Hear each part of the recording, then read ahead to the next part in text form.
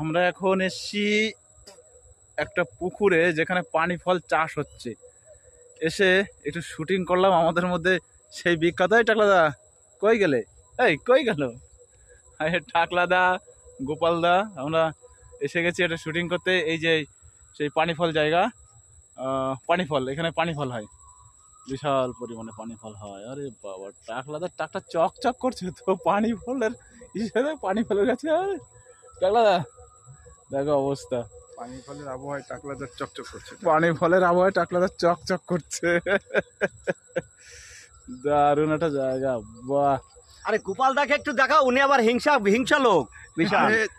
গোপালদা আবার হিংসা লোক, গোপালদা হিংসা লোক। টাকলাদাই হচ্ছে আমাদের মেন। আমাদের সব তো টাকলাদা, সব ঠিক আছে।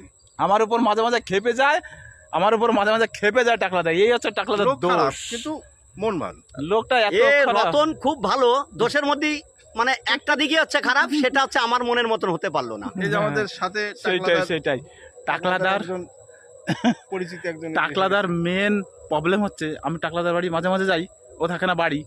এবার বৌদি বলে ঠাকুর বই এসছো, একটু বসে চা খেয়ে যাও। এইটা হচ্ছে ওর জ্বালা, ওই হচ্ছে জ্বালা। কোনো মতে যদি একবার শুনতে পারে যে আমি গেছি। আর আমি রতনকে একটু ভয় পাই, কারণ ও বিয়ে করে নাই তো, এর জন্যই ভয় পাই, আর কোনো কিছু না। অরিজিনাল বিয়ে করিনি, ঠিক আছে, এর জন্য একে একটু ভয় পাই। ঠিক আছে, আপনারাও ভয় পাবেন, কিন্তু আপনাদের যদি কেউ বাড়িতে যায় সাবধান, কিন্তু এ ভীষণ মানে সব দিক ভালো, দোষের মধ্যে একটা দিকই খারাপ, সেটা আমি আর বলতে পারছি না, আপনারা বুঝে নেবেন। তাবিজ দিয়ে দিলে হবে সাহসের জন্য। চলুন আপনারা বলুন, আমরা এখন কোন জায়গাটা আছি, এটা কোথায়? অ্যাকচুয়ালি আমাদের এলাকাতেই এত সুন্দর একটা জায়গা যেখানে কিনা পানি ফল চাষ হয়, খুব সুন্দর মনোরম পরিবেশ, একদম খোলা মেলা, কোনো ঘর বাড়ি কিচ্ছু নেই, দূরে দূরে অনেক দূরে ঘর বাড়ি, অনেক দূরে কিছুই দেখা যাচ্ছে না।